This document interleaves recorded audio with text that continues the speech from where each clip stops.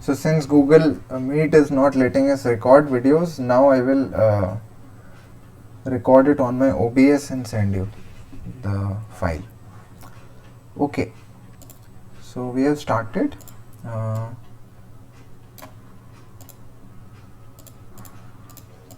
So आज we will discuss the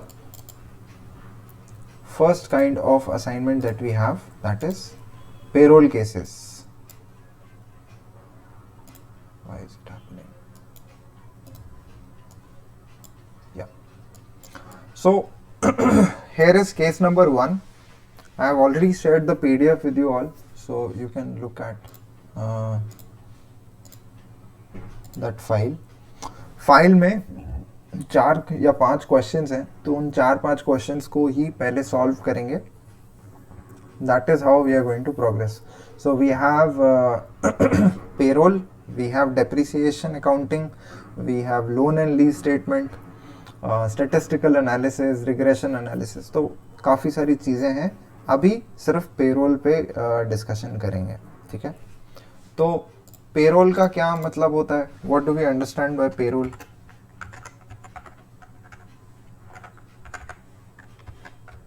yes, अब तो यार थोड़े एक्टिव हो जाओ मेरी क्लास में. अब तो बहुत दिन हो गए. पेरोल का क्या मतलब होता है? पहले कभी सुना है ये शब्द? What do we understand by payroll?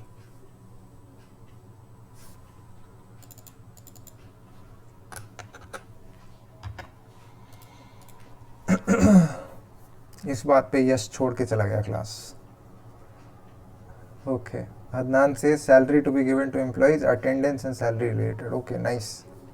तो पहले क्या होता था कि जब सैलरीज बनती थी तो बहुत सारे एम्प्लॉइज़ के लिए फैक्ट्रीज में या मैन्युफैक्चरिंग यूनिट्स की सैलरीज बनती थी, तो वो किसी रजिस्टर में नहीं बना सकते थे क्योंकि इतने सारे एम्प्लॉइज़ होते थे, है ना. तो क्या होता था, एक बहुत बड़ा पेपर का रोल लेते थे और उस पर ना एक तरफ पे कॉलम बनाते थे, एम्प्लॉई का नाम, फिर उसको जितने भी चीज़ें मिलनी हैं, अलाउंसेस होते थे जो मिलते थे, ठीक है. और फिर उसमें से कुछ डिडक्शंस होती थी. तो अलाउंसेस और डिडक्शंस दोनों को कैलकुलेशन में इंक्लूड करते थे और फिर उससे एक सैलरी निकल के आती थी जो कि पे करी जाती थी, ठीक है. तो जिसे हम कहते हैं इन हैंड सैलरी, ठीक है. तो आजकल एक टर्म बहुत चल रहा है, एमबीए वालों ने फैला दिया है, सीटीसी. सीटीसी क्या होता है?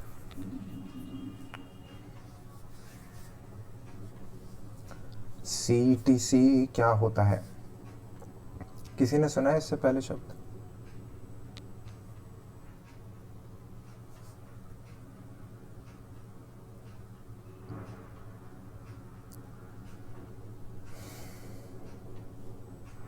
No. Okay, strange.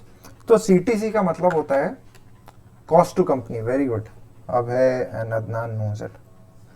So cost to company एक नया टर्म है जो कि आजकल जो पैकेजेस बोले जाते हैं कि मेरे को 10 लाख का पैकेज मिला या 15 लाख का पैकेज या 22 लाख का पैकेज मिला, तो ये फाइनल सैलरी नहीं होती है.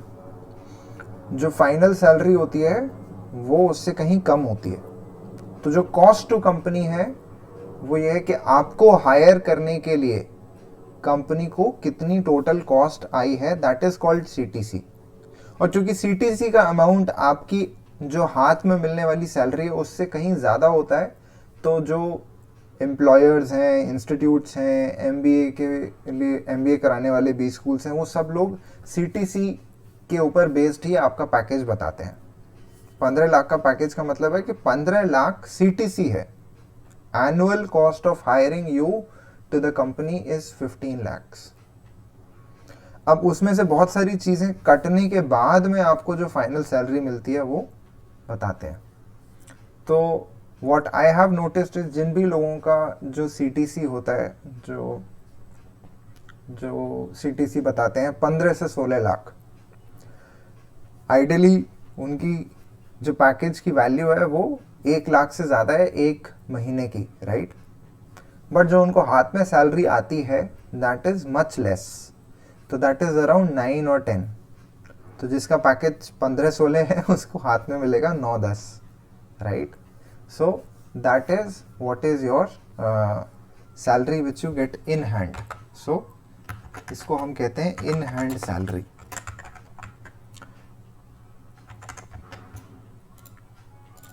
सो किसी भी इंस्टीट्यूट में एडमिशन लेने का सोच रहे हो एमबीए के लिए या फिर आगे चल के फर्दर स्टडीज़ के लिए, कोई अच्छी प्लेसमेंट के लिए, तो वो लोग सब लोग जो आपको पैकेजेस बताएंगे कि इतने का पैकेज लगा हमारे बच्चों का उतने का, तो उनसे पूछना कि ये सीटीसी बता रहे हो या फिर इन हैंड सैलरी बता रहे हो।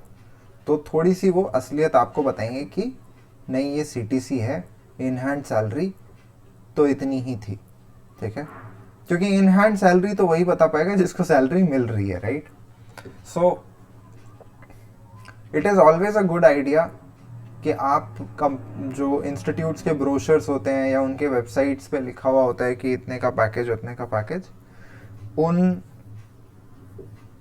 जिन भी बच्चों के नाम वहाँ पे लिखे होंगे तो वो लोग लिंक्डइन पे उनकी प्रोफाइल्स होंगी, वो उनके कुछ डिटेल्स अवेलेबल होंगे, तो आप उन्हें पर्सनली ईमेल करके भी पूछ सकते हो कि अच्छा I am thinking of joining this institute and your name was featured on this website कि आपको ये नौकरी मिली है, आपने इतने का पैकेज अचीव किया है, right. So you can ask him or her what is your approximate, कोई एग्जैक्ट तो कोई नहीं बताता है, बट अप्रॉक्सीमेट आपको कितना इन हैंड मिलता है, ठीक है। So there are some people who will be happy to share, क्योंकि सबको अपना दर्द बांटना होता है। So people will tell you कि उनकी इन हैंड सैलरी क्या है। सो दैट टेल्स यू कि असली में कितने पैसे मिलते हैं, ठीक है। तो दर्शन बड़े लगते हैं, ठीक है, बट असली में बात कुछ और होती है। तो अभी क्या है कि हम पेरोल के जितने भी कैलकुलेशंस हैं उनको एक्सेल में करने के लिए यहाँ पे इस क्लास में कोशिश करेंगे। तो कुछ टर्म्स हैं उन पे पहले फोकस कर लेते हैं। सबसे पहला जो टर्म होता है उसे कहते हैं basic salary.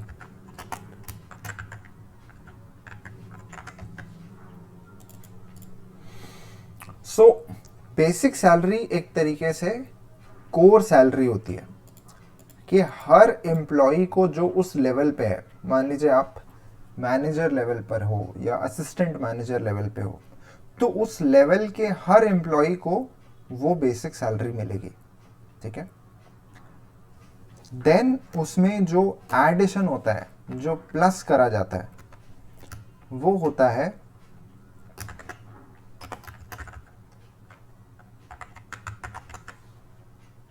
So this is called allowance. तो बेसिक सैलरी में आपके अलाउंस ऐड होते हैं। किसी को मालूम है किस किस टाइप के अलाउंस होते हैं?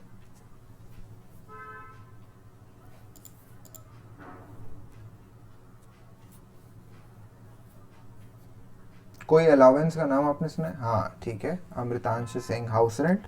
तो एक अलाउंस होता है HRA, ठीक है, वेरी गुड। फिर आता है डियरनेस अलाउंस। डियरनेस अलाउंस किस लिए दिया जाता है? HRA तो समझ में आता है, आप शहर में रह रहे हो नौकरी करने के लिए, तो शहर में रहने के लिए आपने एक घर रेंट पे लिया है, तो उसका कुछ अमाउंट कंपनी आपको एज अलाउंस देती है।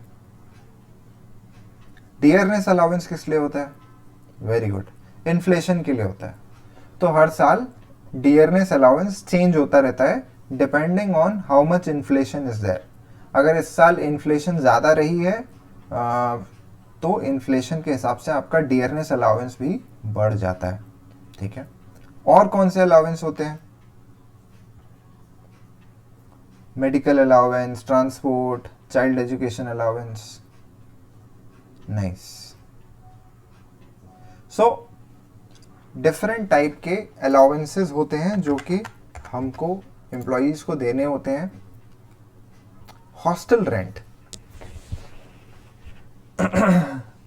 अब तो बात कंसेशन पे आ गई। LTC कंसेशन होता है।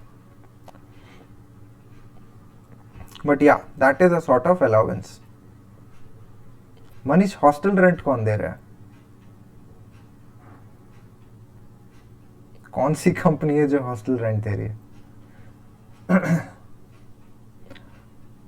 सर मतलब एक तरह से सैलरी हो जाता है अगर कोई एजुकेशन कर रहा है बंदा और साथ में साइड बाय साइड जॉब कर रहा है.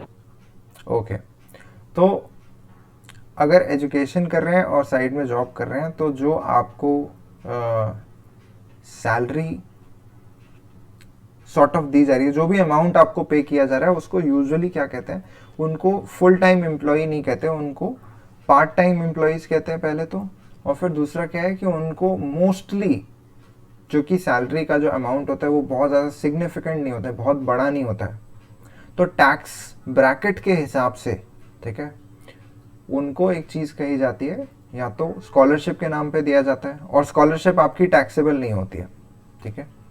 तो इस हिसाब से there are differences to what you get paid as scholarship and what you get paid as salary. तो जब मैं पीएचडी कर रहा था IIM त्रिची से, तो पीएचडी करते के टाइम पे मुझे 25,000 रुपये महीना स्कॉलरशिप मिल रही थी.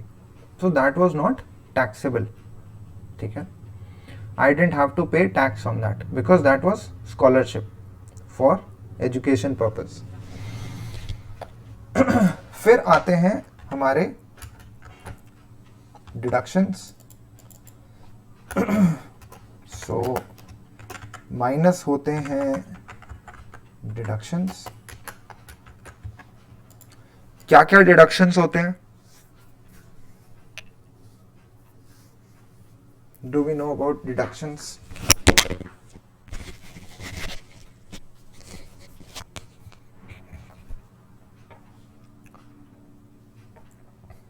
अलाउंसेस के बारे में सबको पता है, डिडक्शंस के बारे में किसी को नहीं पता.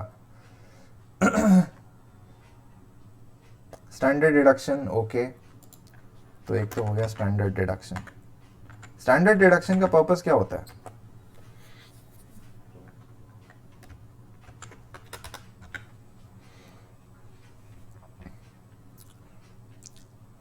एक बहुत ही पुराना चला हुआ आ रहा डिडक्शन है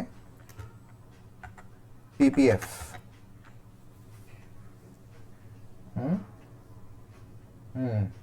इन्वेस्टमेंट पेंशन फंड. तो PPF pension so public provident fund होता है, उसके लिए डिडक्शंस होती हैं, जहाँ पे कंपनीज आपको PF account, provident fund account बनाने के लिए बोलती हैं, ठीक है. तो पेंशन होता है, and then we have also got gratuity. So PPF, pension, gratuity, इनका भी डिडक्शन होता है. और फिर एक जो फाइनल डिडक्शन जो काफ़ी बार हम यूज़ करने वाले हैं अपने क्वेश्चंस में, वो है टैक्स डिडक्शन. सो आपको सैलरी पे की जा रही है, उस पर आपको अल्टीमेटली एक टैक्स पे करना होगा, right. So what happens is, instead of charging the tax in one go, so जैसे गवर्नमेंट इंस्टीट्यूशंस होते हैं, गवर्नमेंट इंस्टीट्यूशंस में आपका टैक्स आपके ऑफिस के थ्रू जाता रहता है, ठीक है. So for that deduction some amount of your salary is deducted at every month, तो जिसे कहते हैं टैक्स डिडक्शन. तो इनकम टैक्स का डिडक्शन जो है आपकी सैलरी में से कुछ है, ताकि आपको साल में एक दिन जब आपका रिटर्न फाइल हो तो सारा का सारा टैक्स ना पे करना पड़े, ठीक है.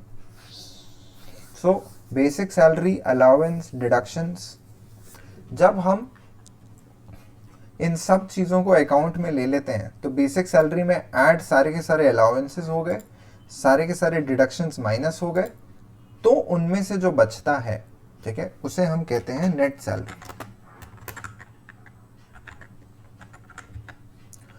और उससे भी पहले जब आप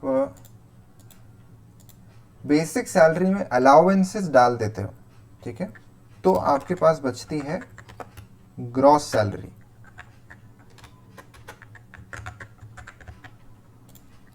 राइट. सो हमेशा ध्यान रखेंगे ये रिलेशनशिप हमेशा काम करता है।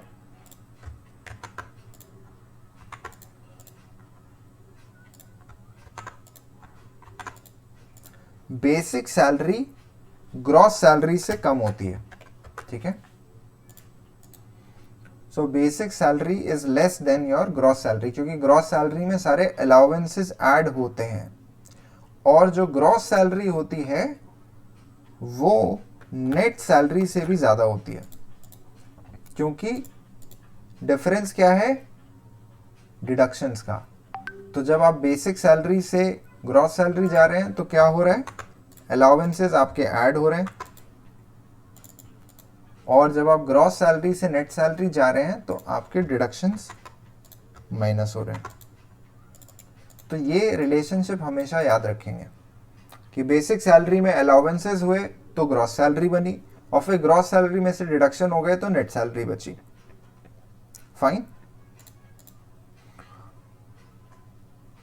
चलिए तो फिर अब क्वेश्चन को शुरू करते हैं। I will open a new sheet. तो एक्सेल में क्या है, आपके पास जैसे हम क्रोम में टैब्स खोलते हैं वैसे ही यहाँ पर शीट्स अवेलेबल हैं। तो जैसे ही मैं प्लस करूंगा यहाँ पर नीचे तो एक नई शीट खुल जाएगी। So in the same Excel file I can create multiple sheets. तो अभी हम बहुत सारे क्वेश्चंस करने वाले हैं क्लास में। तो 4 क्वेश्चन तो आपके अभी जो पेरोल केसेस हैं उसी में हैं। तो मैं हर केस के लिए एक नई शीट ओपन करूंगा, ठीक है। सो अभी हमने यहाँ पर शीट 2 खोल ली है। तो पहले हम अपने क्वेश्चन को थोड़ा स्टडी करते हैं। तो क्या है, केस 1 SKS लिमिटेड, हम इसी को अपने शीट के नाम में डाल देंगे। तो शीट 2 यहाँ नीचे नजर आ रही है सब लोगों को। तो अगर आप शीट 2 पे डबल क्लिक करोगे तो वो एडिटेबल हो जाएगा नाम। शीट 2 की जगह पे मैं यहाँ पे लिखने वाला हूँ केस 1 SKS लिमिटेड। अब क्योंकि केस 1 के बाद कोलन लगा हुआ है, सेमीकोलन लगा हुआ है, तो हम इसको यहाँ पर हटा देंगे क्योंकि नाम में वो अलाउड नहीं है। तो केस 1 SKS लिमिटेड ही हमारी शीट के नाम में नजर आ रहा है। Alright,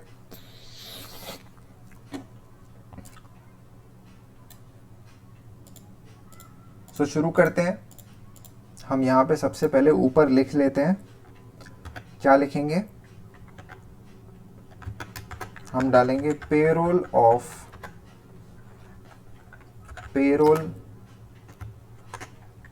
calculations for SKS limited, ठीक है। तो ये payroll calculations for SKS limited आ गई। Now the first thing that we want, we will first study the question. तो अब यहाँ पे क्या लिखा हुआ है, यहाँ लिखा हुआ है SKS limited pays to its employees the salary on the basis of basic pay, ठीक है। तो बेसिक पे यहाँ पे है, the gross salary of an employee consist of dearness allowance and house rent allowance. The components of salary are computed according to following terms of contract of service. तो उन्होंने अलग अलग एम्प्लॉइज को contract of service दिया हुआ है। उस service में लिखा हुआ है, कॉन्ट्रैक्ट ऑफ सर्विस में लिखा हुआ है that what is the structure of the salary. So the first part is dearness allowance is paid 10% of basic pay subject to a maximum of 5400। Okay, so dearness allowance का rule क्या है, 10% of basic pay subject to a maximum of 5400। So इसको note कर लेंगे। Note करने का अच्छा तरीका ये होता है कि आप अपनी इस इंफॉर्मेशन को एक्सेल में ले जाओ, क्योंकि अल्टीमेटली आपको कैलकुलेशन एक्सेल में करनी है। तो हम क्या करेंगे, यहाँ से इसको कॉपी कर लेंगे, इतना portion 10% of basic pay subject to maximum, इतना पोर्शन हम यहाँ पर ले आएंगे। सो हमने यहाँ पे लिखा डियरनेस अलाउंस और हमने उसके आगे वाले सेल में लिख दिया ये। सो अभी ये वर्ड रैप हो चुका है। वर्ड रैप होने की वजह से क्या हुआ है कि ये इतने से ही जगह में आ रहा है। तो अभी मैं इसका वर्ड रैप यहाँ पे से कैंसिल कर दूंगा तो ये आगे तक स्ट्रेच कर जाएगा। So 10% of basic pay subject to a maximum of, so now you can see कि देयर इज, जब मैं यहाँ पे क्लिक कर रहा हूँ तो यहाँ पे तो पूरा लिखा हुआ है मैक्सिमम ऑफ ₹5,400, बट मैं ऊपर जब ये फॉर्मूला सेल में जा रहा हूँ तो सिर्फ मैक्सिमम तक ही लिखा हुआ है, बाकी का कहाँ गया है, बाकी का इसके नीचे ही है। देखने के लिए यहाँ साइड में एक एरो है, उस पर क्लिक करना पड़ेगा तो आपको पूरी पिक्चर नजर आएगी कि ये ऊपर वाली लाइन में है और ये नीचे वाली लाइन में है। सेम लाइन में लाने के लिए इसको डिलीट करिए और स्पेस बार दे दीजिए, तो अब आपका टेक्स्ट पूरी एक लाइन में नजर आ जाएगा आपको। Okay, so that is your dearness allowance का रूल। आगे बढ़ते हैं। आगे लिखा हुआ है HRA is computed as per the following scale. तो एक टेबल बनी हुई है जिसमें उन्होंने बोला है कि अगर आपकी बेसिक पे 10,000 तक है, अप टू ₹10,000, देन 10%। अगर 10,000 एक से लेकर 25,000 के बीच में है तो आपको 1,000 रुपये मिलेंगे plus 20% of basic salary above 10,000। और अगर 25,000 के ऊपर है आपकी basic pay, then 4,000 plus 30% of basic salary above 25,000। So इसमें ध्यान देने वाली बात यह है कि पहला वाला कैलकुलेशन तो सीधा सीधा है। 10,000 तक है अगर आपकी बेसिक पे तो 10%, किसका 10%? यहां लिखा हुआ है 10%, बेसिक सैलरी का 10%। तो कहीं पे भी परसेंटेज लिखी हो और ये ना बताया गया हो ऑफ व्हाट, तो एज्यूम यही करेंगे कि बेसिक सैलरी की बात हो रही है। तो बेसिक पे का 10% हमें कैलकुलेट करना है पहली वाली कैटेगरी में। दूसरी कैटेगरी में जहां 10,000 एक से लेकर 25,000 के बीच में अगर बेसिक पे है तो 1,000 रुपए तो मिलेंगे ही मिलेंगे, और 20% ऑफ बेसिक सैलरी अबव 10,000। तो 20% कैलकुलेट होगा किस सैलरी पे, जो 10,000 के ऊपर की बेसिक पे हुई। अगर मान लो किसी की सैलरी है 12,000 तो 20% कितने पे कैलकुलेट होगा? 2,000 पे। 2,000 पे कैलकुलेट होगा, क्योंकि 12,000 माइनस 10 यानी 2,000 is what is there for calculation. उसी तरीके से 25,000 में 4,000 फिक्स अमाउंट है, 30% 25,000 के ऊपर मिलेगा। अब ये सारी इंफॉर्मेशन को बार बार PDF में देखकर एक्सेल में जाना जो है प्रॉब्लमेटिक रहता है, तो क्या करेंगे, कॉपी कर लेंगे। कॉपी करके यहाँ आ जाएंगे और इसको पेस्ट कर लेंगे यहीं पे ही।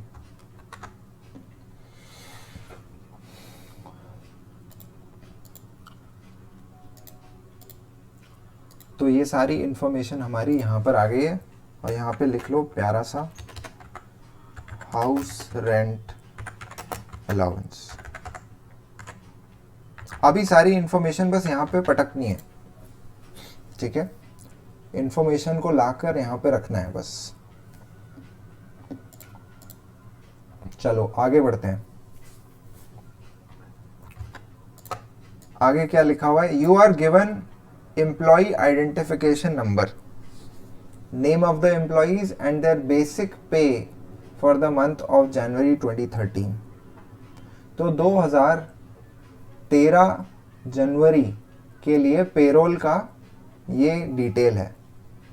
ये सारे लोग हैं, आयुषी, सूरज, दिनेश, फातिमा, और इनकी बेसिक पे भी गिवन है 5,000 से लेकर 62,000 यानी 62,000 रुपये तक लोगों की सैलरीज हैं SKS लिमिटेड में, ठीक है।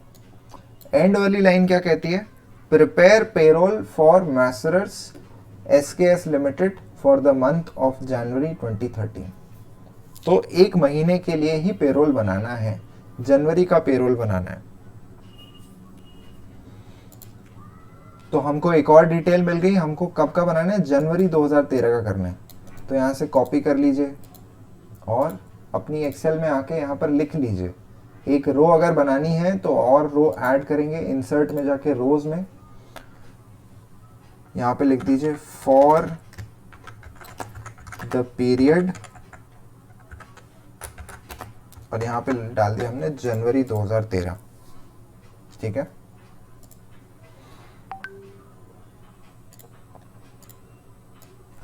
अब हमारे पास ये एम्प्लॉयज की डिटेल है, तो यहां देख के इस इंफॉर्मेशन को हम कॉपी कर लेते हैं, कॉपी एक्सेल में ले जाइए, इस इंफॉर्मेशन को यहाँ पे कर देते हैं पेस्ट, तो आपकी ये इंफॉर्मेशन यहाँ पर आ गई है। तो एम्प्लॉय आईडी है, यहाँ पे लोगों के नाम है, बेसिक है। ठीक है, so everything is now in Excel. अब हमको कैलकुलेशंस करना शुरू करना है। तो ऊपर हमारी इंफॉर्मेशन है इन सब चीजों के बारे में, और हमें अब सैलरी कैलकुलेट करनी है। तो क्वेश्चन में कहीं पे भी डिडक्शंस की इंफॉर्मेशन दी गई है क्या? कोई डिडक्शन के बारे में बात हुई है?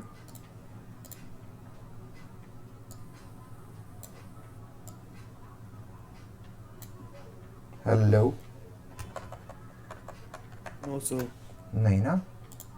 तो इसका मतलब है कि हम कौन सी सैलरी कैलकुलेट करने वाले हैं?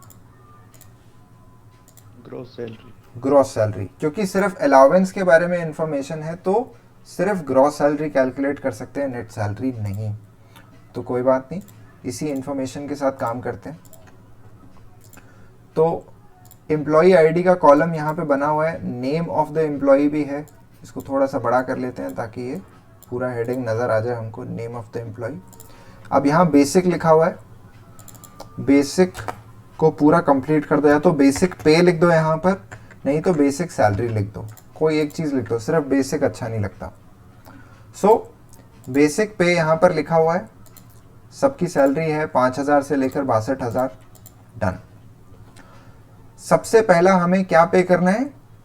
डियरनेस अलाउंस, तो उसका हेडिंग यहाँ पे डाल दो, नहीं तो डालने की कोई ज़रूरत नहीं है, यहाँ से कॉपी कर लो, पेस्ट। डियरनेस अलाउंस का कॉलम बना दिया है हमने यहाँ पर। अब डियरनेस अलाउंस कैलकुलेट कैसे करेंगे, अब इस पे थोड़ा ध्यान देंगे। उसने बोला है 10% ऑफ बेसिक पे, अभी सिर्फ इतने पोर्शन पे कॉन्सेंट्रेट करते हैं। उसने बोला है 10% ऑफ बेसिक पे, तो अभी हम सिर्फ इतने की ही बात करते हैं। इसको मान लो हमने कर लिया बोल्ड। तो 10% ऑफ बेसिक पे कैलकुलेट करना है। एक्सेल में फॉर्मूलाज लगते हैं और कैलकुलेशंस होते हैं।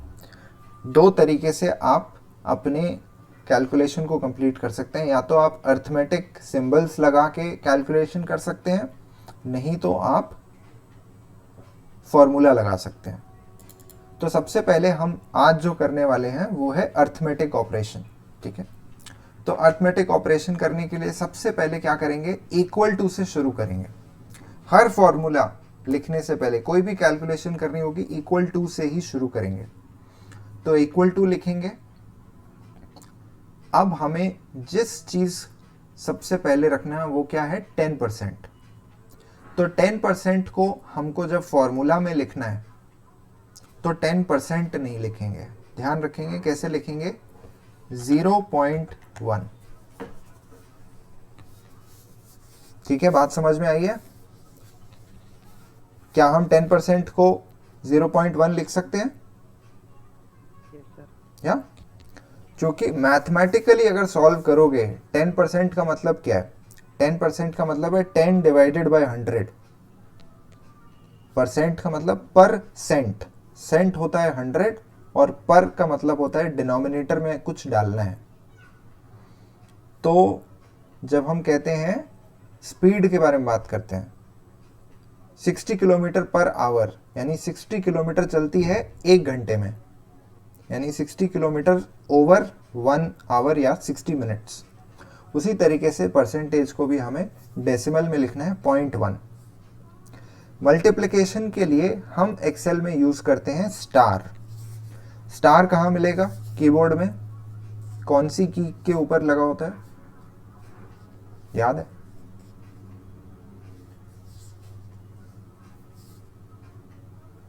कोई अगर लैपटॉप पे बैठा होगा तो मिल जाएगा उसे। कौन सी की को शिफ्ट के साथ प्रेस करने पर स्टार आता है?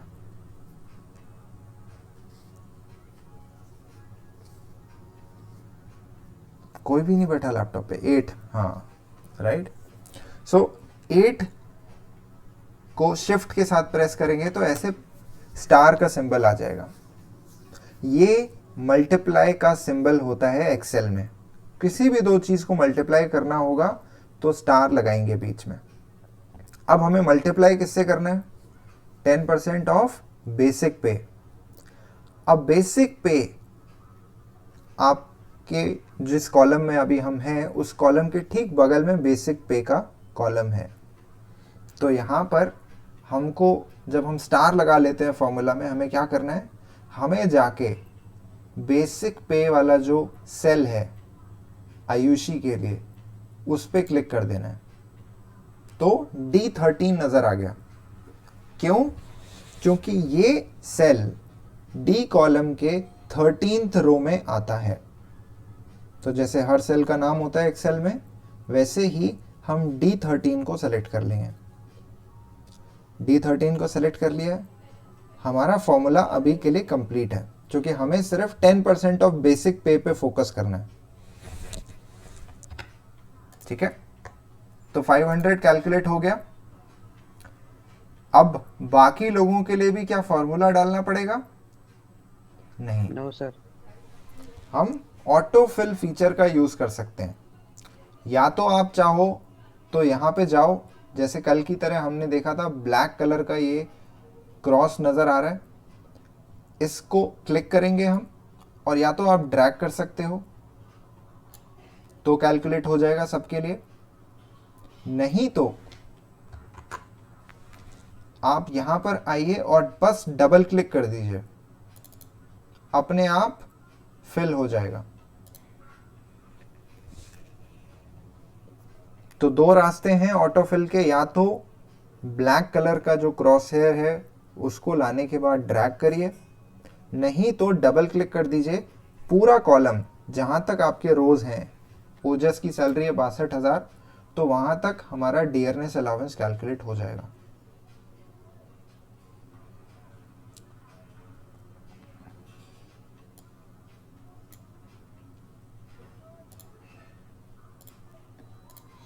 अब थोड़ा सा ध्यान देते हैं, ठीक है।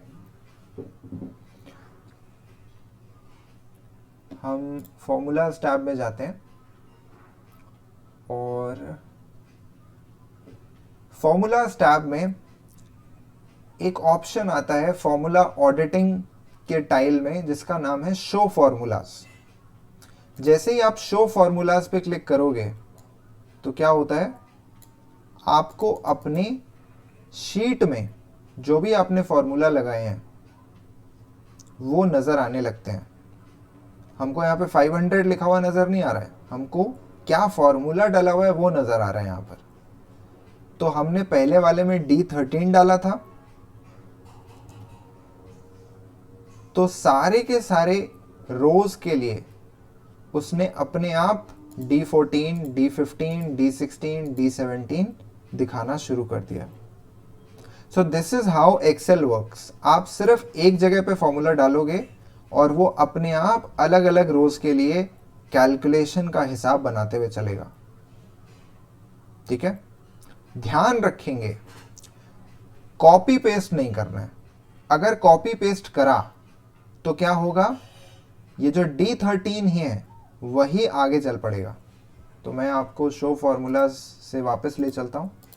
तो हमने D13 करा हुआ था, कंट्रोल Z करते हैं। सो हमने यहाँ पे फॉर्मूला डाला 0.1 स्टार D13।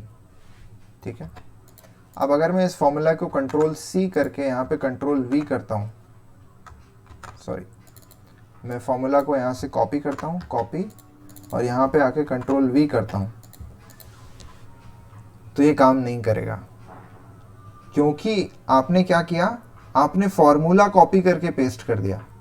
तो फॉर्मूला को कॉपी करके पेस्ट नहीं करना है, हमको ऑटो फिल करना है। ऑटो फिल करने के लिए क्या करेंगे, यहाँ पे जाके डबल क्लिक कर सकते हैं, नहीं तो यहाँ पे आने के बाद ड्रैग कर सकते हैं।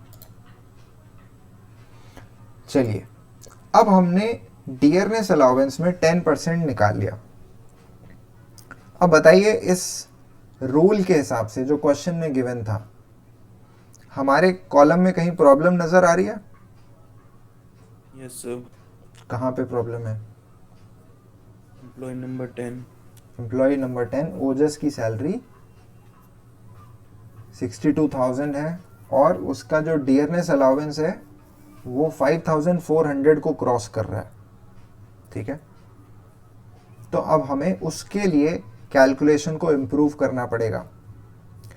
अब ऐसा नहीं हो सकता कि हम जाएं और ओजस की सैलरी के लिए ही कुछ फॉर्मूला लगा दें। ठीक है, हमें क्या करना है, हमें एक ऐसा फॉर्मूला बनाना है जो बाकी सबकी डियरनेस अलाउंस ठीक से कैलकुलेट करे और ओजस के लिए भी करे कैलकुलेट। ठीक है, बात को समझ रहे हैं? हम या तो जाके शीट में 5,400 यहाँ पे लिख देते हैं ओजस का और सब करेक्ट हो जाएगा। तो हमें ऐसा नहीं करना है, हमें क्या करना है, हमें एक ऐसा फॉर्मूला डिजाइन करना है जो पूरे कॉलम में यूनिफॉर्मली लगे। हम यहाँ पे उसको डालकर अगर ऑटो फिल भी करें तो वो ओजस की डियरनेस अलाउंस 5,400 पे ही रखे। ठीक है, तो अब मैं यहाँ पे एक लिस्ट बना रहा हूँ फॉर्मूलाज की, उस पर थोड़ा ध्यान देंगे।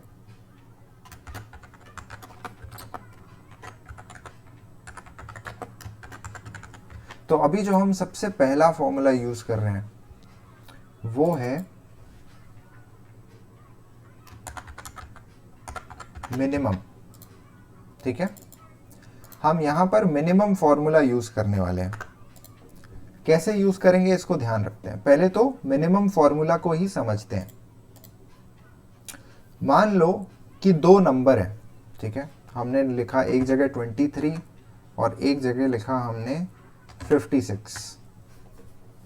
ठीक है, अब हम इन दोनों में से एक मिनिमम नंबर आइडेंटिफाई करना चाहते हैं। तो मिनिमम फॉर्मूला हमें इन दोनों में से जो मिनिमम नंबर है वो आइडेंटिफाई करने में हेल्प करता है। तो क्या करेंगे, हमने यहाँ पे 23 और 56 लिखा हुआ है। मैं इसको थोड़ा सा जूम करता हूँ। इन दोनों में से कौन सा मिनिमम नंबर है हमें पता है। 23, 56 में से मिनिमम कौन सा है वो हमें मालूम है। हमें क्या करना है, इक्वल टू लिखना है और टाइप करना है मिनिमम। तो मिनिमम पूरा लिखने की भी जरूरत नहीं है, MIN पे ही आपको यहाँ अपना फॉर्मूला दिख जाएगा। तो MIN यहाँ पे लिखेंगे तो returns the smallest number in a set of values. ठीक है, तो अब हमने मिनिमम को पहले सेलेक्ट कर लेना है। सेलेक्ट करते ही MIN लिखा हुआ आ जाएगा कैपिटल्स में और एक ब्रैकेट स्टार्ट हो जाएगा। तो यहाँ पे नीचे एक बॉक्स सा बन गया है, छोटा सा व्हाइट कलर का बॉक्स। सबको नजर आ रहा है? Yes sir. सो इसका फायदा क्या है, ये हमें बताता है कि हमें इस फॉर्मूले में इनपुट क्या डालना है। ठीक है, तो यहां पर हम दोनों नंबर्स को सेलेक्ट करने वाले हैं। तो क्या करेंगे, हम 23, 56 को लिखकर ब्रैकेट को क्लोज कर देंगे। तो जो ब्लू कलर का पोर्शन है वो ब्लू सेल को रेफरेंस कर रहा है, जो रेड कलर का है वो रेड सेल को रेफर कर रहा है। और अब यहां आके आप टैब या एंटर कुछ भी दबा सकते हो। मैं यहाँ पे टैब प्रेस करा और उन दोनों में से कौन सा मिनिमम नंबर था वो हमने यहाँ पर रिटर्न कर लिया, दैट इज 23। ठीक है, ऐसे ही मान लो मैं और नंबर्स यहाँ पे ऐड करता हूँ। मैं टाइप करता हूँ 14, 74, 45, 35। ठीक है, 6 नंबर इकट्ठे कर लिए। अब 6 के 6 नंबर्स में से हमें मिनिमम नंबर निकालना है।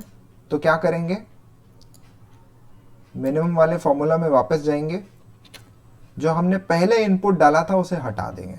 अभी क्या करेंगे, सारे के सारे नंबर्स के सेल को सेलेक्ट कर लेंगे।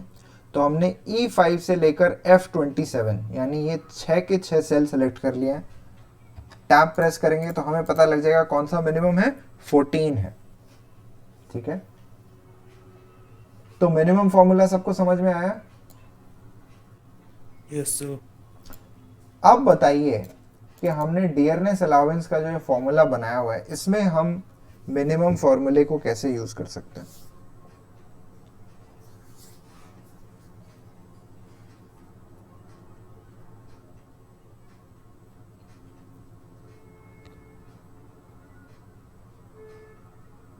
चलो थोड़ा सा हिंट देता हूं, खुद ही पता लगाना है आप लोगों को। अब हमारा जो कैप है डियरनेस अलाउंस पे वो कितना है, मैक्सिमम सबको कितना अलाउड है, 5400। ठीक है, तो अब मैं यहां पर हर नंबर के आगे 00 लगा रहा हूं। ठीक है, और एक में हमें 5400 लिख रहा हूं।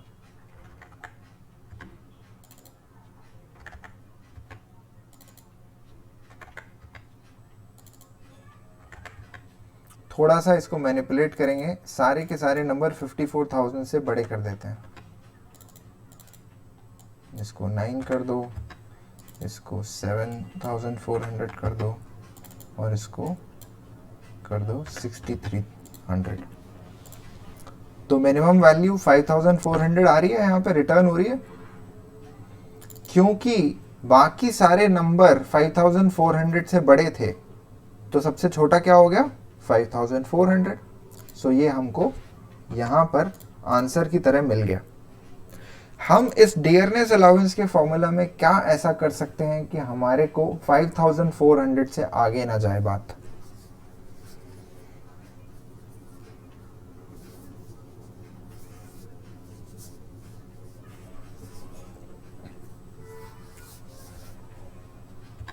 चलो मैं अभी भी आपको पूरा फॉर्मूला नहीं बता रहा हूं।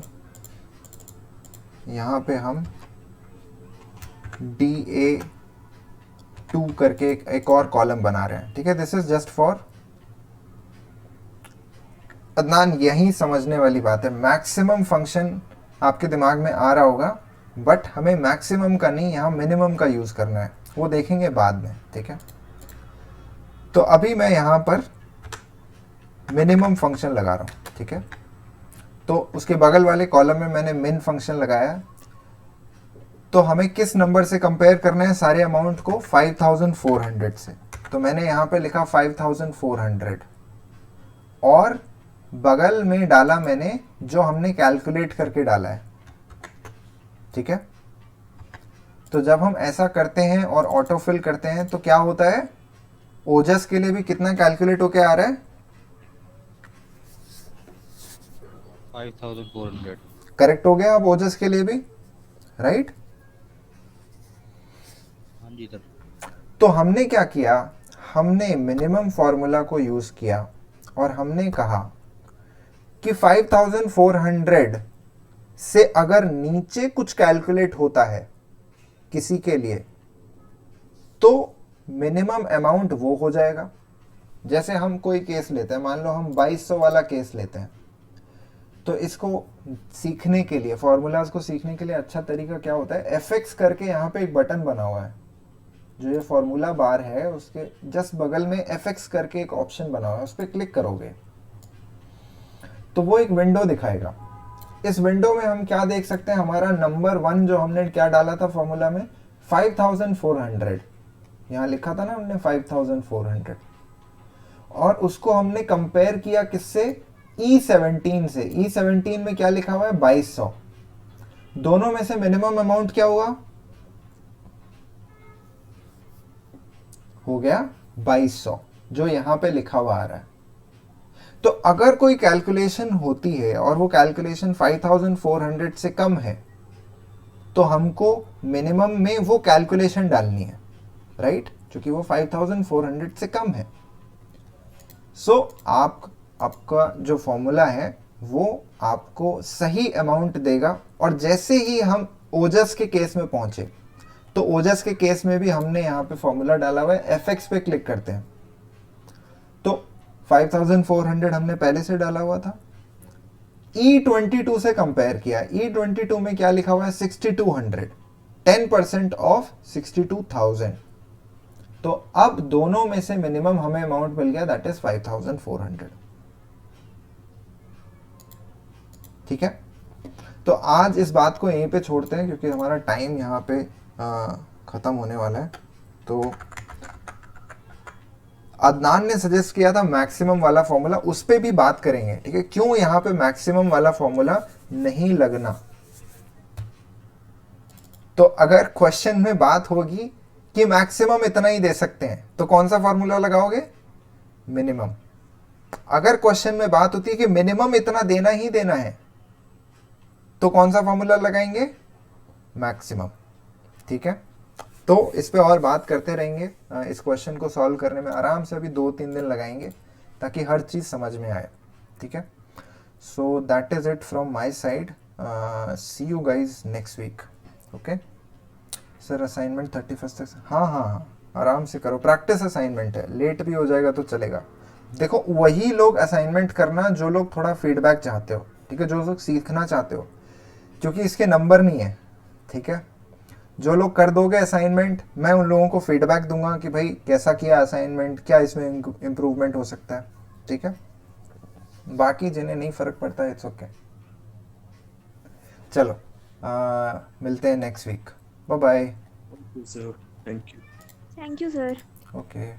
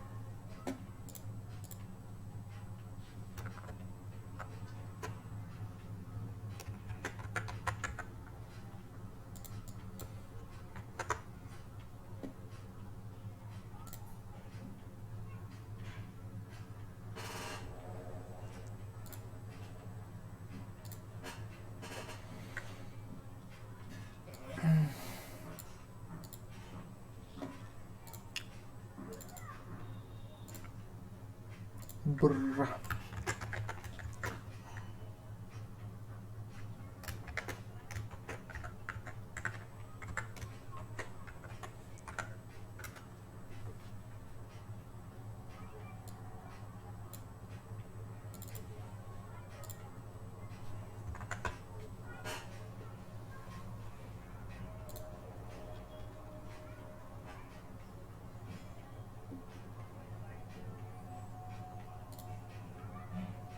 अमृत भाई बच्चे।